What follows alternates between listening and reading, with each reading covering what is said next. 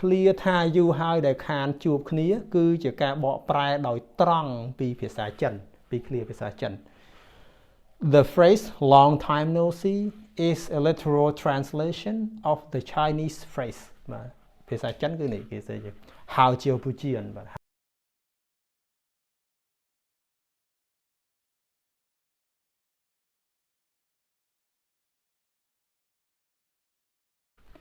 បាទជំរាបសួរនិងសួស្តីបងប្អូនអ្នកសិក្សាភាសាអង់គ្លេសទាំងអស់គ្នាបាទសូមស្វាគមន៍មកកាន់ក្លឹបភាសាបាទហើយអរគុណច្រើនសម្រាប់ការគាំទ្រសិក្សាភាសាអង់គ្លេសជាមួយនឹងក្លឹបភាសាជារៀងរហូតមកបាទអរគុណជាអនេកមែនទែនសម្រាប់ការ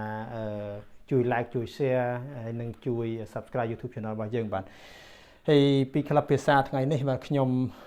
មានប្រធានបទមួយដែលយកមកចែករំលែកជាមួយនឹងបងប្អូននៅក្នុងមេរៀននៃការរៀនបកប្រែភាសាអង់គ្លេសគឺអំពីការពិតសំខាន់មួយចំនួនអំពីភាសាអង់គ្លេសតាមពិតទៅពេលដែលយើងសិក្សាភាសាអង់គ្លេសយើងអត់បានចាប់អារម្មណ៍ថាភាសាអង់គ្លេសមានលក្ខណៈពិសេសអីខ្លះឬក៏ថាមានរឿងដែលយើងត្រូវដឹងអីខ្លះក្រៅអំពីការរៀននិយាយភាសាអញ្ចឹងថ្ងៃនេះខ្ញុំយកមកចែករំលែកទាំងអស់ហ្នឹងភាសាអង់គ្លេសគេហៅថា fun facts about English language បាទឧទាហរណ៍ដូចពាក្យ go បងប្អូនឃើញពាក្យ go មួយហ្នឹងថា go មួយហ្នឹងមានន័យថាម៉េច go ហ្នឹងមានន័យថាទៅហ្នឹងវាជារឿងចំណុចមួយនៅក្នុងការពិតនៃភាសាអង់គ្លេសអញ្ចឹងយើងចូលទៅមើលទាំងអស់គ្នាបាទការពិតសំខាន់នៅក្នុងភាសាអង់គ្លេសហ្នឹងមានអីខ្លះបាទអូខេទី1គឺ go គឺជាប្រយោគដែលត្រឹមត្រូវតាមវេយ្យាករណ៍ខ្លីបំផុតក្នុងភាសាអង់គ្លេសបាទហើយគេអង់គ្លេសថា go is the shortest grammatically correct sentence in English បាទអញ្ចឹងពាក្យ go មួយម៉ាត់នេះមានសញ្ញាឧទានមកហ្នឹងគឺជាប្រយោគមួយក្នុងភាសាអង់គ្លេសគេហៅថា imperative ប្រយោគប្រកបបញ្ជាបាទប្រយោគបញ្ជាអញ្ចឹងវាជាពាក្យតែមួយម៉ាត់ទេគ្រាន់តែដាក់សញ្ញាឧទានដើម្បីបញ្ចប់ពាក្យហ្នឹងវាคล้ายទៅជាប្រយោគដែលត្រឹមត្រូវតាមក្បួនវេយ្យាករណ៍ភាសាអង់គ្លេសហើយជាប្រយោគដែលខ្លីបំផុតទៀតផងបាទនេះគឺជាចំណុចទី1ដែលបងប្អូនជួនកាលអាចបានចាប់អារម្មណ៍និយាយថា go ចង្អុលប្រាប់គេថាទៅអត់ដឹងថានឹងជាប្រយោគបាទអូខេទី2គឺមានគ្រាមភាសា24ផ្សេងគ្នានៅក្នុងសហរដ្ឋអាមេរិកប្រើប្រាស់ភាសាអង់គ្លេសក៏ប៉ុន្តែភាសាតាមតំបន់ហ្នឹងមានច្រើនដល់ទៅ24ភាសាបាទហើយអង់គ្លេសថា there are 24 different English dialects in the US គ្រាមភាសាអង់គ្លេស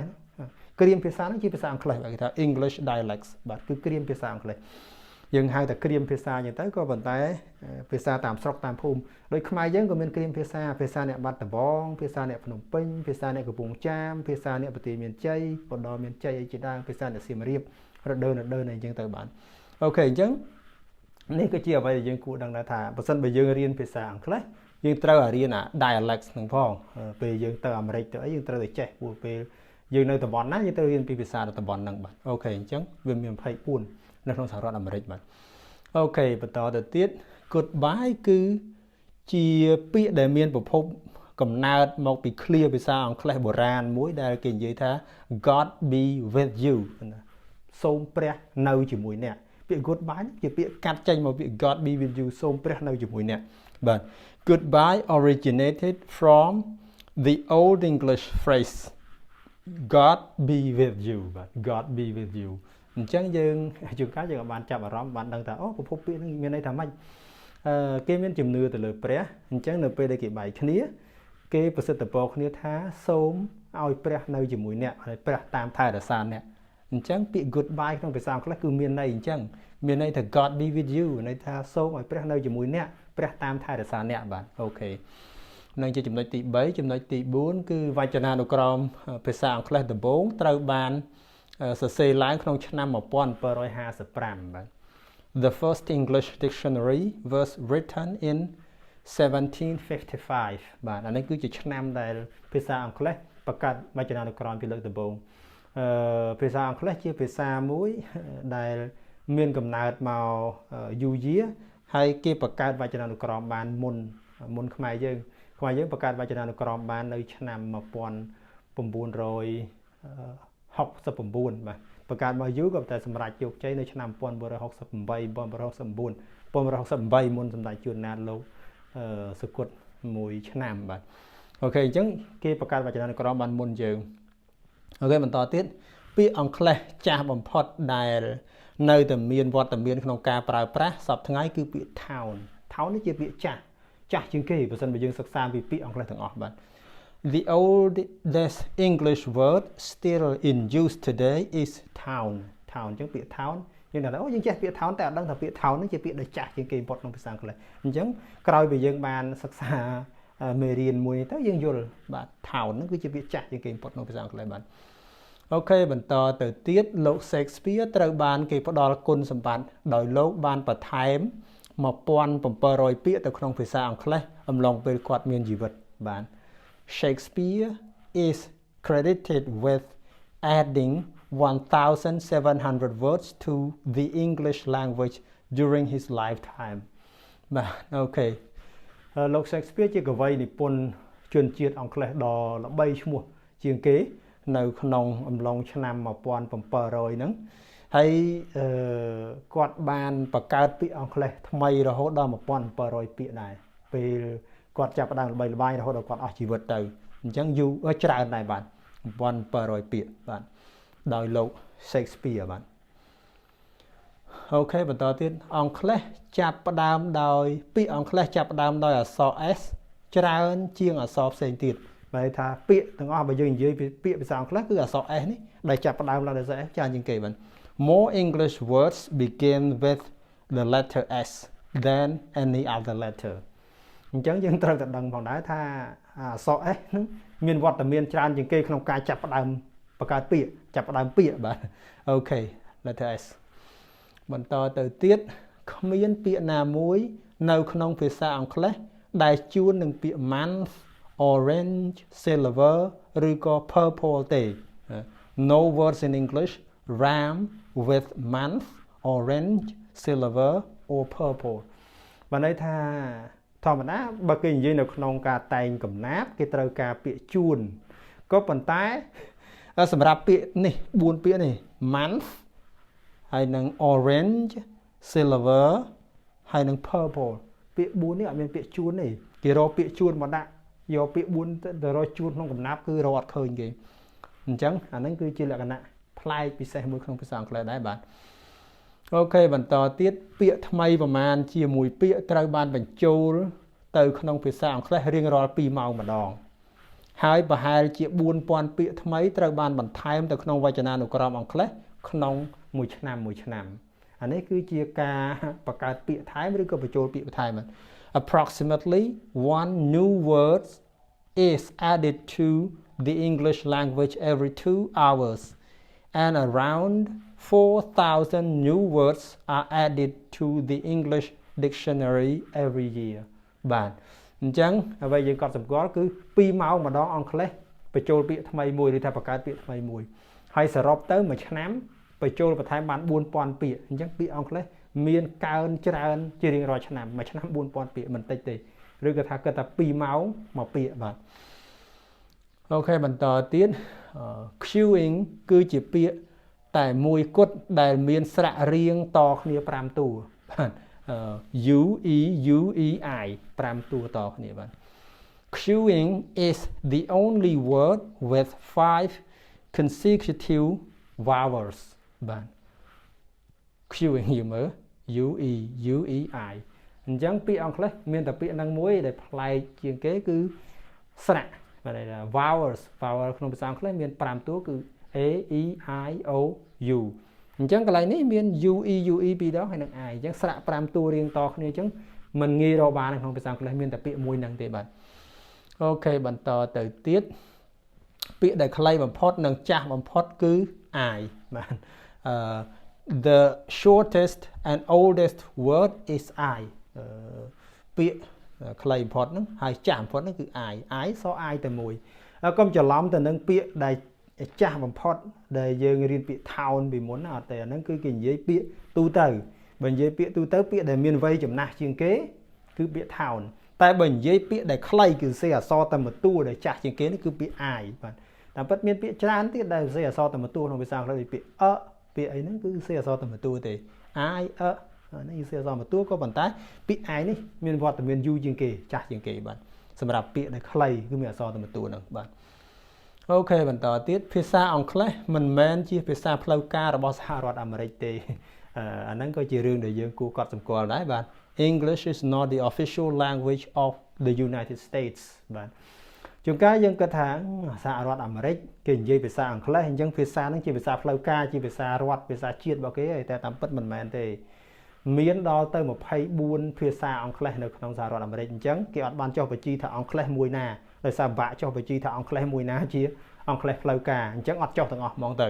អញ្ចឹងនៅសហរដ្ឋអាមេរិកអត់មានភាសាផ្លូវការជាភាសាអង់គ្លេសទេគាត់តែគេប្រើទូទៅជាភាសាអង់គ្លេសក៏ប៉ុន្តែនៅក្នុងរដ្ឋធម្មនុញ្ញអត់មានចែងមិនដូចខ្មែរយើងរដ្ឋធម្មនុញ្ញរបស់ខ្មែរចែងថាភាសាខ្មែរគឺជាភាសាផ្លូវការរបស់ប្រជាជាតិកម្ពុជាអញ្ចឹងទៅបាទអូខេអញ្ចឹង official language បាទបន្តទៀត Q ពាក្យនៅតែមានសំឡេងដដែលសូម្បីតែអក្សរ4តួខាងចុងត្រូវបានដកចេញក៏ដោយណាពាក្យ Q ដាក់ Q មកកាន់នេះវាមិនត្រូវពាក្យ Q នឹងវានៅតែមានសំឡេងដដែលយើងសាកលុបអក្សរ UE ពីរដងនឹងចោលក៏នៅតែអានថា Q បាទពាក្យនេះគឺជាពាក្យប្លែកដែរក្នុងភាសាអង់គ្លេសសរសេរអក្សរឡើង5តួតែអានតែមួយម៉ាត់ថា Q អានដូចអក្សរនឹងតែមួយតែឯង Q នេះមានន័យថាជួរឬក៏តម្រង់ជួរក៏បានបាទ The word Q sounds the same even if the last 4 letters are removed បាទដកចេញក៏ដោយក៏នៅតែមានសំឡេង Q ដដែលបាទអូខេបន្តទៅទៀត clear ថាយូរហើយដែលខានជួបគ្នាគឺជាការបកប្រែដោយត្រង់ពីភាសាចិនពី clear ភាសាចិន The phrase long time no see is a literal translation of the Chinese phrase បាទភាសាចិនគឺនេះគេស្អីគេហៅជាពូជៀនបាទហៅជាពូជៀនហ្នឹងជាភាសាចិនដល់ពេលហៅជាហ្នឹងវាថា long time យូរហើយ no see វាន័យតែពូជៀនមិនអត់បានជួបអញ្ចឹង clear នេះជាភាសាអង់គ្លេសពិតមែនក៏ប៉ុន្តែវាមានឥទ្ធិពលចេញពីភាសាចិនមកអត់បកប្រែអញ្ចឹង long time no see ខានជួបគ្នាយូរហើយបាទអូខេអញ្ចឹងគឺជា literal translation គឺថាការបកប្រែដោយត្រង់បកប្រែតាមអក្សរតាមពាក្យផ្ទាល់ហ្មងអត់មានសម្រួលណៃអត់មានអីទេគឺពាក្យគេថាមិនប្រែមកអញ្ចឹងបាទយើងពាក្យ long time no see នេះយើងគ្រាន់តែដឹងថាពាក្យនេះគឺរៀនបកប្រែមកពីចិនរៀននិយាយតាមចិនគេថាបានគ្រាន់តែថាជាសម្ដីរបស់អង់គ្លេសបាទអូខេបន្តទៅទៀតពាក្យ set មាននិយមន័យច្រើនបំផុតក្នុងវចនានុក្រមអង់គ្លេសបាទ The word set has the most definitions in the dictionary ក្នុងវចនានុក្រមអង់គ្លេសបាទបើយើងទៅមើលវចនានុក្រមអង់គ្លេសពាក្យ set មួយនេះគឺបជីនិយមន័យរបស់គេគឺរាយចុះក្រោមមកច្រើនហ្មងបាទអូខេហ្នឹងគឺជាលក្ខណៈពិសេសដែលយើងគួរកត់សម្គាល់ដែរព្រោះពាក្យ set នេះមានន័យច្រើនណាស់ set មានន័យថាកំណត់ set ជួនកាលបូកជាមួយពាក្យផ្សេងនេះមានន័យថាចេញដំណើរមានផ្សេងទៀតច្រើនបាទពាក្យ set ហ្នឹងបាទហើយ set ជានាមស័ព្ទបើនិយាយខោអាវវិញមួយ set ហ្នឹងគឺមួយកផ្លេមួយឈុតរបស់គេរបស់របរអីមួយឈុតអញ្ចឹងទៅបាទខោអាវមួយកផ្លេអញ្ចឹងទៅអញ្ចឹងក៏និយមន័យរបស់ពាក្យ set ហ្នឹងមានច្រើនណាស់ក្នុងភាសាអង់គ្លេសបាទអូខេបន្តទៅទៀតពាក្យវែងជាងគេបំផុតក្នុងភាសាអង់គ្លេសគឺបាទ pneumono ultra microscopic silico volcano coniosis អានេះគឺជាឈ្មោះជំងឺខ្សាច់ក្នុងសួតហើយស្រូបធូលីស្រូបអីចូលទៅនៅក្នុងសួតហ្នឹងពាក្យបច្ចេកទេសពេទ្យមួយហ្នឹងគឺវែងមែនទេបាទបងប្អូនមើលសរសេរពាក្យមួយឡើងពីរបន្ទាត់អក្សរវាច្រើនខ្ញុំ highlight ហ្នឹងបាទថាមួយសកាត់ហ្នឹងអានបាទ pneumono ultra microscopic silico volcano coniosis បាទវាមានពាក្យផ្សំគ្នា1 2 3 4 5 6ពាក្យ6ពាក្យមកផ្សំបង្កើតជាពាក្យតែមួយលក្ខណៈដូចថាបន្ទុះព្យុះភ្នំភ្លើងនៅក្នុងបេះដូងនៅក្នុងសួតអញ្ចឹងវាធ្វើឲ្យបាក់ដកដង្ហើមបាក់អីខ្សាច់ជាតិធូលីវាស្រូបចូលទៅក្នុងសួតយ៉ាងពីចិត្តជំងឺនេះកើតឡើងនៅលើកម្មករដងរ៉ែពួកគាត់ចុះទៅហើយស្រូបក្លិនពិសេសជាងគេល្អងធូលីបាទអូខេបន្តទៅទៀតអ្នកបើកយន្តហោះធ្វើទំនាក់ទំនងជាចម្បងដោយភាសាអង់គ្លេសពីច្រើនគឺអ្នកបើកយន្តហោះ pilot communicate primarily in English ដោយទូទៅទោះបីជាពួកអ្នកបើកយន្តហោះនៅប្រទេសណាក៏ដោយទាមទារត្រូវចេះភាសាអង់គ្លេសហើយភាសាបច្ចេកទេសដែលពួកគាត់ទំនាក់ទំនងគ្នាគឺប្រើភាសាអង់គ្លេសមិនប្រើភាសាផ្សេងទេដោយច្រើនបំផុតគឺពួកគាត់ប្រើនឹង primarily ជាចម្បង ភាសាសំខាន់របស់គេសម្រាប់អ្នកបើកយន្តហោះគឺភាសាអង់គ្លេសបាទអូខេបន្តទៅទៀតបាទ bookkeeper គឺជាពាក្យតែមួយគត់ដែលមានអក្សរពីរតួរៀងតគ្នាបាទ bookkeeper is the only word with 3 consecutive double letters បងប្អូនមើល book keeper ហ្នឹង double o 2 k 2 e 2នៅរៀងតគ្នាគឺជាពាក្យអង់គ្លេសតែមួយគត់ដែលមានលក្ខណៈពិសេសអញ្ចឹងហើយអានេះតាមពិតទៅវាជា compound word មកពាក្យ book និង keeper ក៏ប៉ុន្តែគេអត់ដាក់ hyphen កន្លែងនេះទេគេអត់សេសញ្ញាត្រេហើយទាញវាភ្ជាប់គ្នាគេដាក់វាជាប់គ្នាអញ្ចឹងធ្វើឲ្យមានលក្ខណៈមួយគឺអក្សរពីរតួហ្នឹងរៀងតគ្នាបាទអូខេទាំងអស់នេះគឺជាចំណុចការពិតមួយចំនួននៅក្នុងភាសាអង់គ្លេសដែលយើងជាអ្នករៀនភាសាអង់គ្លេសក៏គួរតែដឹងដែរពេលខ្លះតាក់ទងទៅនឹងប្រវត្តិសាស្ត្រពេលខ្លះតាក់ទងទៅនឹងការប្រើប្រាស់ហើយពេលខ្លះតាក់ទងទៅនឹងរឿងពាក្យរឿងវេយ្យាករណ៍រឿងអីជាដើមបាទអូខេខ្ញុំសង្ឃឹមថាការចែករំលែកនៅចំណុចមួយចំនួនជាភាសាអង់គ្លេសតាក់ទងនឹងភាសាអង់គ្លេសក្នុងទីនេះនឹងបានប្រយោជន៍ច្រើនដល់បងប្អូនអ្នកសិក្សាភាសាអង់គ្លេសទាំងអស់គ្នាបាទហើយក៏អរគុណសម្រាប់ការតាមដានសិក្សាភាសាអង់គ្លេសជាមួយក្លឹបភាសាជារៀងរហូតមកបាទជាពិសេសអរគុណសម្រាប់ការតាមដានសិក្សាវីដេអូមេរៀនមួយនេះតាំងពីដើមដល់ចប់ផងដែរបាទសូមគោរពលាបាទ